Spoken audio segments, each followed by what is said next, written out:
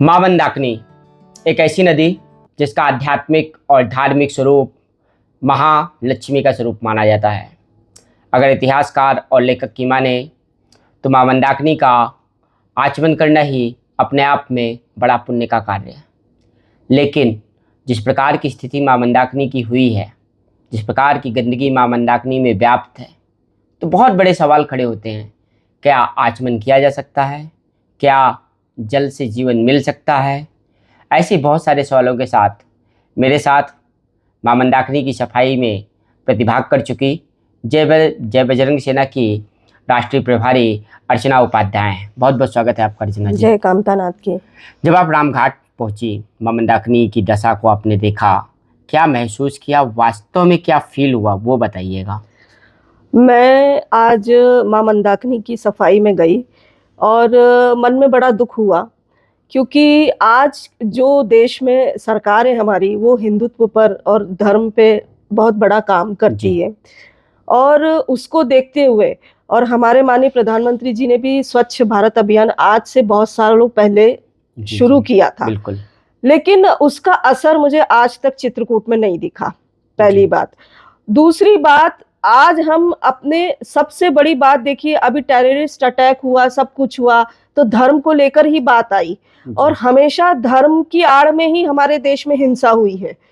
तो मैं ये कहना चाहती हूँ कि जिस धर्म के लिए, जिन मंदिरों के लिए, जिन नदियों के लिए हम मिटने मरने को तैयार हैं, आज उसी देश में नदियों की जो हाल है वो बहुत खराब है। मतलब आप कहना चाहते हैं कि नदी मिट रही है? मिट क्या रही है, हम ही उसको पवित्र नहीं रख पा रहे हैं। आज मैंने मां मंदाकिनी नदी की सफाई में मैं सम्मिलित हुई थी, जहां पर मैंने देखा बहुत गंदगी है। पहली बात तो जो यहाँ के विधायक हैं, जो यहाँ के सांसद हैं, बिल्कुल, जो यहाँ का प्रशासन है, जो देख रेख करता है, मुझे लगता है वो लोग सो रहे हैं, सुस्त हैं।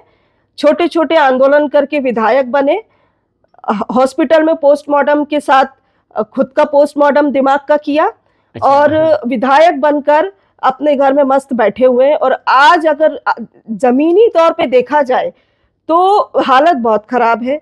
पहली बात तो जो नाले बनाए हुए हैं, उसका डायवर्शन मंदाकिनी नदी में क्यों किया गया? बिल्कुल बड़ा सवाल है, क्यों किया गया?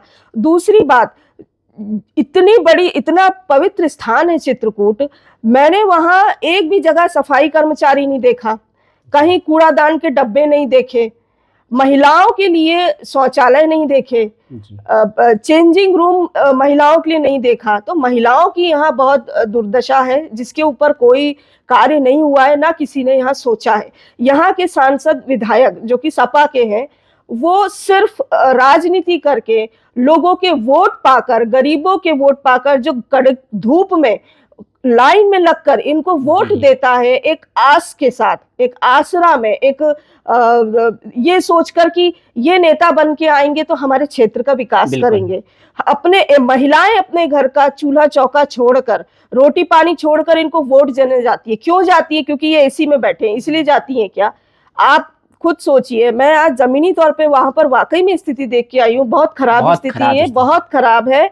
नाले की वजह से इतना कीचड़ है कि पैर यहाँ तक घुस जाते हैं, और नदी में आपको कांच मिलेगा, बोरियां मिलेगी, कपड़े मिलेंगे, टूटी फूटी मूर्तियां मिलेंगी, और पानी को छोड़ करके सब कुछ मिल जाएगा, सब कुछ मिल जाएगा। और ये इतना भरा हुआ है कि इसको साफ करने में मेरे ख्याल से साल भर लगेगा, और जब तक ये साफ नहीं होगा तब तक मां मंदाकिनी पवित्र और स्वच्छ नहीं हो सकती। जो जल प्रवाह है उसका, वो भी मेरे ख्याल से बहुत मध्यम होता जा रहा है, और इसकी वजह से यहाँ के लोगों को भी पानी की दिक्कत आने वाली है भविष्य में। तो आप ये देख रही होंगी कि एक नदी है, यही नदी मां मंदाकिनी, जंगल में जी निर्मल है, अविरल है, मतलब धवल रंग में बहती मां मंदाकिनी। और एक यही नदी है मां मंदाकिनी जो बस्ती में आते आते इतनी ज्यादा मैली हो जाती है। तो जिम्मेदार कौन है और हल क्या है? सॉल्यूशन पता होना बहुत जरूरी है, वो पता नहीं चल पा रहा है। देखिए, जिम्मेदार तो जो प्रशासन है उनको ध्यान देना चाहिए, पहली बात। दूसरी बात, हर एक नागरिक का दायित्व है कि जब हम अपने घर में रहते हैं, घर को साफ रखते हैं, तो ये तो हमारी पवित्र नदी है। बिल्कुल। हम चित्रकूट में लाखों श्रद्धालु आते हैं परिक्रमा करने। सबसे पहले मां मंदाकिनी का आचमन करते, स्नान करते हैं, पूजा करते हैं, उसके बाद में परिक्रमा करते हैं। तो जो इतनी पवित्र नदी है जिसको हम अपने माथे लगाते हैं और उसी को गंदा करके चले जाते हैं। आज मैंने बिल्कुल। देखा घाट किनारे, मैंने टॉयलेट करते देखा है, महिलाओं को खुले में टॉयलेट करते हुए देखा है। मैं अपनी आंखों से देख के आ रही हूँ। मैं कोई ब्लफबाजी नहीं मारी हूँ, ना मैं किसी के कहने पे कह रही हूँ। मैंने अपनी आंखों से देखा है, खुले में महिला टॉयलेट करती है, पुरुष टॉयलेट करते हैं, वहां कोई व्यवस्था नहीं है किसी प्रकार की। ये कैसी आस्था है? ये कैसी आस्था है? और सबसे बड़ी बात ये है कि जो यहाँ के जो लोकल जो चुन के आए हुए नेता हैं, जी। वो तो विलोप हो गए, उनको तो पता ही नहीं वो कहाँ पे डिसअपियर। तो नेता ही तो कर रहे थे, मंत्री थे, प्रशासन के कुछ लोग थे, क्यों आखिरकार आना पड़े इतने बड़े मंत्रियों को सफाई के लिए? जो लोग अपना सफाई कर्मी भेज सकते थे, जिनके पास लेबर वर्ग है, क्या उस लेबर वर्ग को जिम्मेदारी नहीं दे सकते कि आप सफाई करो? बजट दे सकते हैं, साफ सफाई हो सकती है, या फिर मशीन से सफाई हो जाए? देखिए, ये एक दिन का काम नहीं है। बिल्कुल। सफाई किसी मंदिर को या हमारी पवित्र नदियों को साफ करना एक दिन का काम नहीं है। बिल्कुल। इसके लिए रोज सफाई की रोज। जरूरत है। उस घाट पे कम से कम 100 सफाई कर्मचारी रोज खड़े हों। बिल्कुल। ठीक है। हाँ।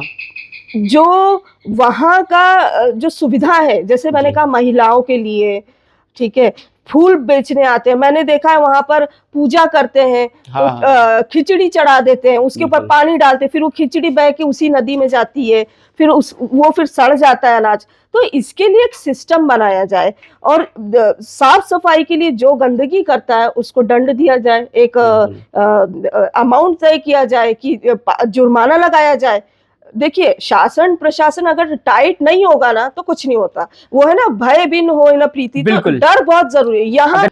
तो आप किसको जिम्मेदार मानती हैं? लोकल जनप्रतिनिधि, जनता, सबके प्रयास से तो कुछ हो सकता है। मैं तो सबको जिम्मेदार मानती हूँ, एक इंसान को जिम्मेदार मानती हूँ। बिल्कुल। क्योंकि गंदा कौन करता है? हम ही लोग करते हैं। शासन प्रशासन अगर वहां सब कुछ सुविधा कर भी दे तो भी पब्लिक गंदा करके जाएगी। तो अमावस्या के मेले पर लाखों श्रद्धालु इसी चित्रकूट धाम में आता है, इसी मामा मंदाकिनी में स्नान करता है, इसी मामा मंदाकिनी में वो आचमन करता है, आशीर्वाद प्राप्त करता है। किस लिए? कि उसके पाप धुल जाएं, इसलिए कि उसको पुण्य प्राप्त हो, इसलिए कि उसको धनलक्ष्मी की प्राप्ति हो जाए, और यहाँ अपने सारे पाप त्याग करके वो जाता है। वो जो लाखों श्रद्धालु कामतानाथ के दर्शन करने आते हैं, उनसे आप क्या कहना चाहेंगे? क्योंकि अगर वो लाखों श्रद्धालु आकर के इसी मामा मंदाकिनी में स्नान की जगह सिर्फ सफाई करने का ध्यान दे लें, तो क्या आपको नहीं लगता नहीं। कि एक दिन 2 दिन में भी बहुत कुछ हो सकता है? मैं ये नहीं बोल रही हूँ कि श्रद्धालु आकर यहाँ पे सफाई करे। मेरा कहने का मतलब है कि शासन प्रशासन के साथ लोकल पब्लिक का सपोर्ट, प्लस जो यहाँ के जो बने नव युवा विधायक और यहाँ की जो सांसद, सब लोग, सबको बोल रही हूँ मैं, बिल्कुल। सब लोगों को मिलकर, ये सबका दायित्व है कि हमारी पवित्र नदी को साफ रखना। अगर शासन प्रशासन वहां सब कुछ कर भी देता है तो अभी जैसे मैंने क्या कहा कि जल चढ़ाया, खिचड़ी चढ़ाया, पानी में बह गया, तो वहां पर एक सिस्टम होना चाहिए कि एक इतना बड़ा पॉट रखो, आप खिचड़ी इसमें डालिए, जल शिव जी को डालिए। फूल चढ़ाया तो एक फूल का पॉट अलग, फूल पूरे निकाल के साइड में रखा। बड़ा सा कूड़ादान बनाइए जिसके अंदर सारे फूल पत्ते डाले जाएंगे। एक कचरे का, प्लास्टिक बैन किया जाए। यहाँ पर प्लास्टिक से बहुत नुकसान है नदी को। आज हमने देखा कितना प्लास्टिक निकला उसमें से। तो ये सब चीजें सबको मिलके करना होगा, एक के करने से नहीं होता है। लेकिन हाँ, प्रशासन तो बहुत बड़ा जिम्मेदार है सबके लिए। क्योंकि मेरा तो सबसे बड़ा पॉइंट यही है, देखिए मैं भी नवयुवा ही हूँ और पढ़ी लिखी हूँ, तो मैंने आज वहां पे सबसे पहले यही देखा कि नाला को नदी में डाइवर्ट क्यों किया। पहली चीज है ना भाई, कहीं और डाइवर्शन निकालिए ना आप। बिल्कुल। तो इसी नदी के किनारे सीएम योगी आदित्यनाथ आए थे, एक बड़ा भाषण भी हुआ था। ये भी सत्य है कि वो शीघ्र ही फिर कभी ना कभी चित्रकूट आएंगे जरूर। यह भी सत्य है कि वो सुनेंगे जरूर। तो क्या कहना चाहेंगी आप? मैं तो यही सीएम योगी आदित्यनाथ से। हाँ, मैं ये कहना चाहती हूँ महाराज जी से कि मेरे खुद की विचार है कि वो जैसे अमावस के दिन हेलीकॉप्टर से पुष्प वर्षा कराते हैं, जी लेकिन वो कभी पुष्प वर्षा कराना अच्छी बात है, एक उत्साह के लिए है, हम जी जी खुशी से करते हैं। लेकिन आप धरातल पे तो देखिए कि पब्लिक परिक्रमा मार्ग में मर रहे हैं, कितने मर जाते हैं। अभी कितनी गर्मी है, वहां पर ना तो टीन शेड है, ना आपको कहीं सीसीटीवी कैमरा दिखेंगे। पूरे परिक्रमा मार्ग सब राम भरोसे है, यहाँ पर जी राम ही जाने, उन्हीं का क्षेत्र है और वही उन्हीं के भरोसे ये चल रहा है सब कुछ। तो परिक्रमा मार्ग में भी कोई सुविधा नहीं है। लोग अमावस के दिन लाखों की तादाद में आते हैं यहाँ पर, लेकिन वो पब्लिक राम भरोसे आती है। गर्मी में कोई घुट के मर भी जाए तो कोई जिम्मेदारी नहीं है, इसकी किसी की जिम्मेदारी नहीं, अपनी जान खेल के वो लोग परिक्रमा करते हैं। तो ये पुष्प वर्षा कराने की बजाय अगर वो यहाँ नीचे कुछ धरातल पे काम करे, परिक्रमा मार्ग पे काम करे, एक व्यवस्था, एक सिस्टम होना चाहिए। और अनुशासन ही बोलते हैं ना जीवन है, यहाँ जी अनुशासन की बहुत ज्यादा जरूरत है। डिसिप्लिन अगर आ गया और अनुशासन से हर काम हुआ ना, तो वो सक्सेस होता है। मतलब डिसिप्लिन से मां मंदाकिनी को साफ रहने की पूरी संभावना है। अंतिम सवाल। अनुशासन, हाँ वही। अनुशासन का मतलब नहीं समझे आप। अनुशासन मीन्स अगर मैं 5 महिलाओं को लेके वहां स्नान करने आती हूँ, तो हम लोग घाट पे उतरते, स्नान करते हैं, पूरा घाट साफ है, हर जगह कर्मचारी लगे हुए हैं, हर जगह कूड़ा डालने का बॉक्स रखा हुआ है, महिलाओं के लिए चेंजिंग रूम है, वॉशरूम है, हम स्नान करेंगे, चेंजिंग रूम में चेंज करेंगे, जिसको वॉशरूम जाना होगा वॉशरूम जाएगा, वॉशरूम साफ करने के लिए भी कर्मचारी हो, कपड़े अपने उठाएंगे। और महिलाएं के लिए होती हैं कि भाई आप अपनी साड़ी कपड़े उठा के इसमें रखिए, यहाँ पे कचरा मत डालिए।